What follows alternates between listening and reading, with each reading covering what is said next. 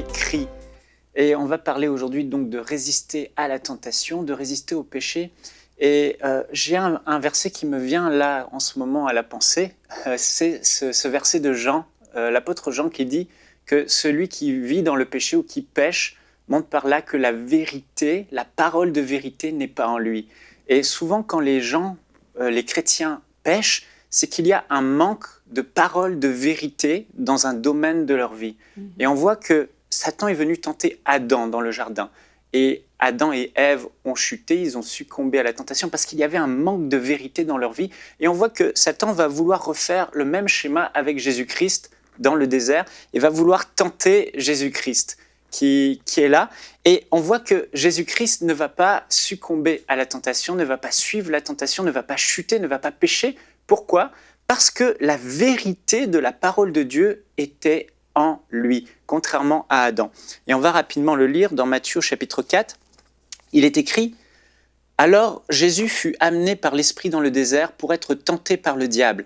Après avoir jeûné 40 jours et 40 nuits, il eut faim.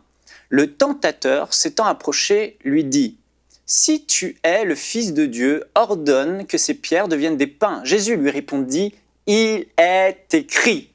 L'homme ne vivra pas de pain seulement, mais de toute parole qui sort de la bouche de Dieu. Et on voit que cette parole est dans Deutéronome, dans la Torah. Et puis, il continue, le diable le transporta dans la ville sainte, le plaça sur le haut du temple, lui dit, deuxième tentation, si tu es le Fils de Dieu, jette-toi en bas, car il est écrit, il donnera des ordres à ses anges à ton sujet et ils te porteront sur les mains, de peur que ton pied ne heurte une pierre. Ici, le diable va citer le psaume 91. Jésus lui dit, il est aussi écrit pour la deuxième fois, tu ne tenteras point le Seigneur ton Dieu, toujours dans Deutéronome. Et puis, il continue le diable, troisième tentation, le diable le transporta encore sur une montagne très élevée, lui montra tous les royaumes du monde et leur gloire, et lui dit, je te donnerai toutes ces choses si tu te prosternes et m'adores. Jésus lui dit, retire-toi Satan, pour la troisième fois, car il est écrit, tu adoreras le Seigneur ton Dieu et tu le serviras lui seul. Alors le diable le laissa, et voici les anges vinrent auprès de Jésus et le servaient. Et on voit ici que Jésus-Christ est le Fils de Dieu. Il est Dieu fait homme, il est le créateur de toutes choses, et lui-même a envoyé à travers ses prophètes, à travers lui-même et à travers ses apôtres par la suite la parole de Dieu. Mais à l'époque, Jésus n'avait que la Torah, écrite par les prophètes, mais c'était la parole de Dieu. Et face à la tentation, le Fils de Dieu, Dieu lui-même, qu'est-ce qu'il va utiliser ? Il va utiliser le Logos, la parole écrite, la Torah. Il va dire « il est écrit », nous montrant ainsi que face à la tentation, notre arme suprême, et on n'en a pas besoin d'autre, c'est la parole de Dieu, la vérité de la parole de Dieu. Mais remarquez que cette parole de Dieu n'était pas juste sur un parchemin ou un rouleau que Jésus, au moment de la tentation, y allait dérouler pour essayer de trouver un verset et puis vite le citer. Non, cette parole était en lui. La vérité était dans son cœur.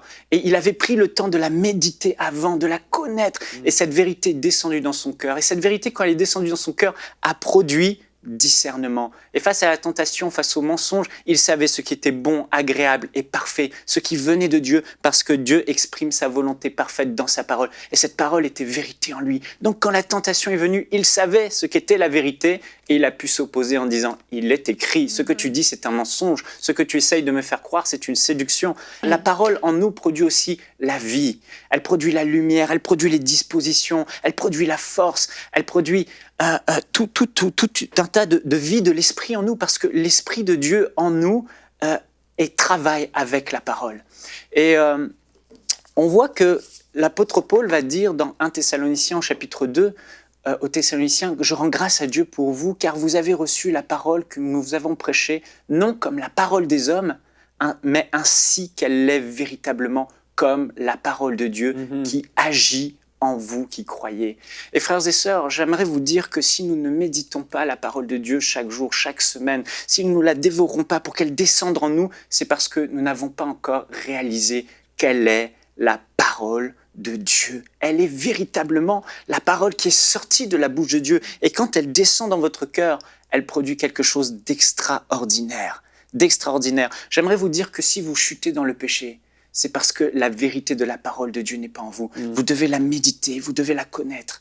le diable rapidement a utilisé sa ruse en attaquant Jésus dans sa faiblesse. Et le diable va vous attaquer dans vos faiblesses.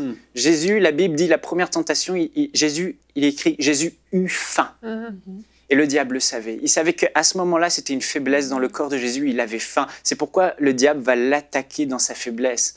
Vous résistez peut-être à beaucoup de tentations dans votre vie parce que ce n'est pas votre faiblesse. Mais aujourd'hui, j'aimerais vous encourager à identifier les faiblesses de votre vie, ce par quoi le diable passe pour vous faire chuter. Et j'aimerais vous dire quels sont les versets de la parole de Dieu qui sont demeurés en vous comme une vérité en vous. Quels versets vous connaissez ? Face à la tentation, peut-être vous vivez des problèmes de sexualité, de péché sexuel, mais vous êtes là face à la tentation et vous cherchez, mais vous n'avez pas de vérité en vous. Mais si la vérité demeure en vous, alors vous direz comme Jésus, « Il est écrit, vous serez saints, car je suis saint. » Vous pourrez dire, « Il est écrit, parce que vous m'aimez, vous obéirez à ma parole.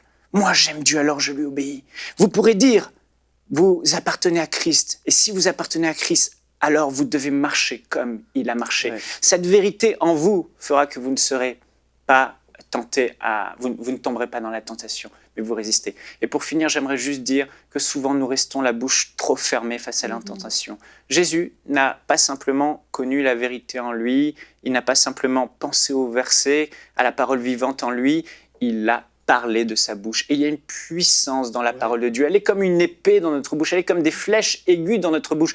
Elle fait taire, elle impose silence aux pensées de tentation dans notre âme. Elle impose la vérité, mais il faut parler. Souvenez-vous ce que l'apôtre Paul a dit dans Romains au chapitre 10, verset 10. Il a dit, car c'est en croyant du cœur qu'on parvient à la justice. Oui, on peut savoir en croyant dans notre cœur la vérité, ce que Dieu veut, quelle est la vie juste qu'il veut qu'on mène, mais c'est en confessant de la bouche qu'on parvient au salut. Et le mot salut ici, c'est soteria, qui signifie délivrance. Ça s'applique au salut, à la vie éternelle, mais on peut l'appliquer dans tous les domaines. Et quand tu confesses, c'est là que tu deviens réellement libre. C'est là que les mensonges disparaissent. Donc ne te contente pas simplement de connaître la vérité en toi, fais-la descendre en toi, mais une fois qu'elle est en toi, face à la tentation, ouvre ta bouche et dis « Il est écrit ». Dis-le autant de fois qu'il faut jusqu'à ce que la paix vienne dans tes pensées.